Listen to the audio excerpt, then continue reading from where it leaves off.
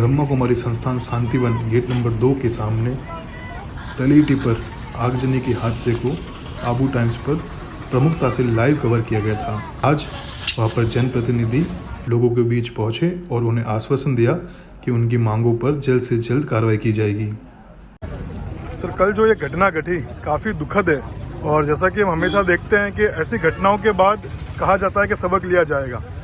मैं सबसे पहले जानना चाहूँगा क्या सबक या फिर क्या आदेश निर्देश देने वाले प्रशासन को, क्योंकि कहा जाता है कि पानी के टैंकर आया बट पानी नहीं था या फिर फायर ब्रिगेड लेट हो गई। इन सब चीज़ों में ये जो व्यवस्थाएं बिगड़ती है, क्या निर्देश है कि आने वाले समय में अगर ऐसी कोई घटना घटती है तो किस तरीके से एक्शन होना चाहिए इस पर? कल वाली जो घटना जो हुई है आबरू वाली बहुत दुखद घटना हुई है। उस समय में मैं पहले अबरूड़ी था स्वयं भी, लेकिन रेवतर जाने के बाद में जानकारी मिली और मैंने प्रशासन को जानकारी में लाया।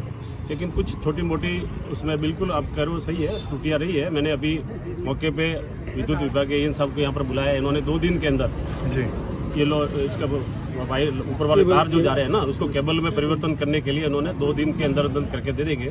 दूसरी जो है फायर ब्रिगेड वाली सांसद महोदय ने बता दिया कि भाई 25 लाख रुपए की लागत से हम लोग इसको तुरंत इनकी सारी पेपर वाली फॉर्मेलिटी पूरी हो गई है। मैं समझता हूँ कि ऐसी घटना से पहले सावधानी रखनी बहुत जरूरी है। अच्छा, जैसा कि कहा जाता है कि ये एनक्रोचमेंट है, कई लोग कहते हैं कि एनक्रोचमेंट है इसके ऊपर है, तो क्या ये एनक्रोचमेंट है, लीगल है? कल इंटरव्यू में कई लोगों ने कहा कि इनको कनेक्शन कैसे मिल गए लारी तक को, लारी के पास लाइट कनेक्शन है, तो क्या लगता है आपको ये लीगल है इलीगल है?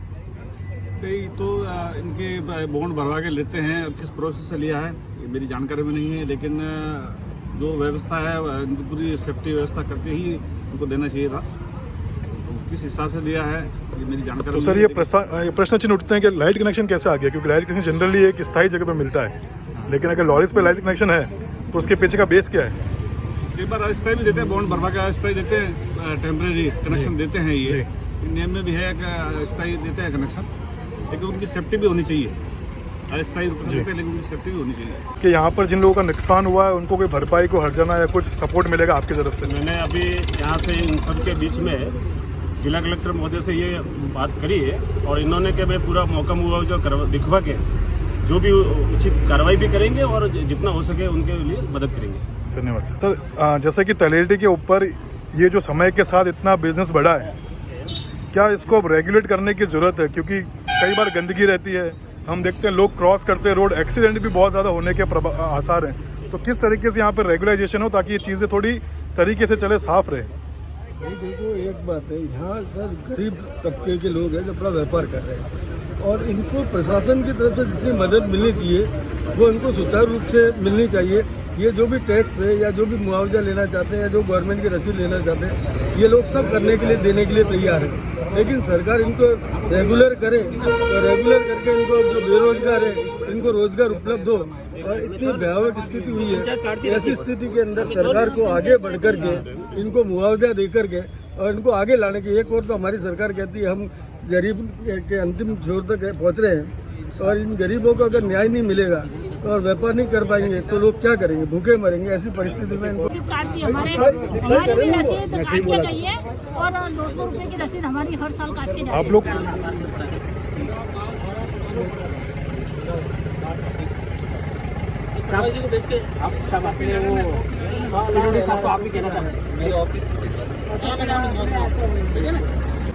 अभी तहसीलदार साहब यहाँ से आकर गए, एमएलए साहब भी आके गए, क्या उम्मीद है, क्या है? हमको मुआवजा मिला ऐसा है साहब, जो जगह है उसका मुआवजा मिलना चाहिए। और हम 4-5 आदमी बाहर गए हुए थे, चलते फिरते लारी लगाते हैं, जो टेंटों में हमारा माल पड़ा था वो हमारा भी माल जल गया पूरा।